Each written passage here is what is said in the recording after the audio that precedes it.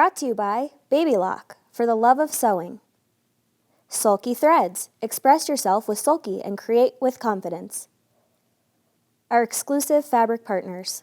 Be sure to look for their newest lines of fabric. Hi, welcome to Quiltmaker's Block Network. I'm Carolyn Beam with Quiltmaker Magazine.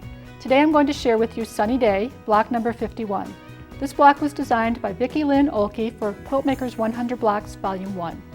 This block features three-dimensional flowers and leaves and a yo-yo, so I'm going to show you how to make those as well as making the whole block. Here's the fabric that you'll need to make this block. You'll need 2 lights for the background, fabrics for the flowers, leaves, and yo-yo, a fabric that's going to be a frame around the flower, and then a couple different fabrics to complete the block. You can find the cutting dimensions and everything else you need to make this block on the right side of your screen. Okay, we're going to start with the three-dimensional flowers. Now right here I've got a petal traced onto freezer paper and pressed onto the back side of the flower fabric. And you can see we've got 2 pieces of fabric layered together here. Now you can go ahead and sew right from this point. You can just sew directly around the freezer paper, stopping and starting where these marks are, or you can go ahead and trace it and cut it out. I find it easier just to sew first with the freezer paper still on there. So what you would do is just start cutting, leaving your seam allowance around the edge of the fabric. And you'd go ahead and cut the whole thing out. The nice thing about using freezer paper is that you can also use it to make additional petals. So once you've sewn around, leaving your opening, you're going to turn the petal right side out. And I've already started this one here, so I'm just going to finish turning it right side out. Now you can see once it's already turned completely right side out that some of the edges are a little bit rough. So what I'm going to do is take a stiletto, or you can also use just a wooden barbecue skewer, and put it inside here and just smooth out the edges.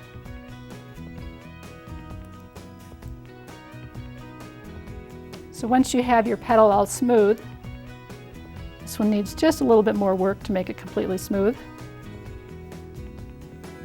Once you have it turned right side out and smooth, you're going to sew just a running stitch along the bottom. And I've used some dark thread here just so that you can see this. And once you have it sewn, just basted, you're going to pull the thread tight so that you can gather the bottom. And before I knot it, I like to just take a little stitch to hold it in place so that it's not going to come undone before I get a chance to put a knot in there. So once you've taken a stitch or two, you can make a knot and then just cut it off. So you have like this. And that makes your 3D flower. And you go ahead and do the same thing with your leaves. And for this block, you don't have to gather them because this part of your leaf will not show underneath. But you'll do the same thing, sewing around the outside and turning it right side out.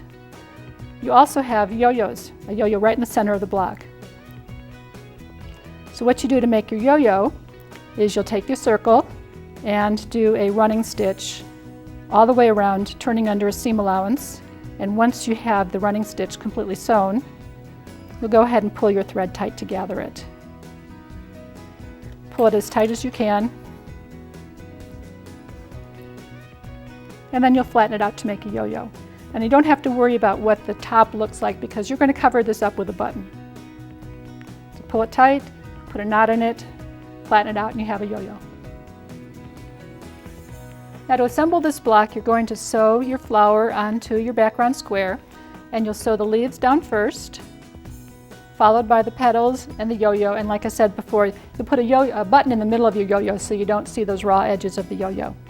Once you've got the center sewn, you're going to add a rectangle to each side of the center, and then a larger rectangle to the other 2 sides, and then you'll make your corner units. Now these corners have triangle squares in them, so you'll make those first. Sew them together to make 2 little rows like this, and you'll sew the rows together to make your corner triangle like this. So you'll need 4 corner triangles, and you'll sew them to all 4 sides of the block. And then you'll sew your block together so you have a finished block that looks just like this, with the 4 corners and your flower in the center. So here's a layout using 9 identical blocks, and you can see that it forms a really interesting secondary design in the middle. Just a fun little quilt design that you can make. We'd love to have you join us on Facebook to see what the staff of Quiltmaker is up to and to learn of possible sewing opportunities. You can find Sunny Day and 99 other original blocks in Quiltmaker's 100 Blocks Volume 1. Thanks for joining me on Quiltmaker's Block Network. I hope you'll join us next time. Hi, welcome to Quiltmaker's Block Network.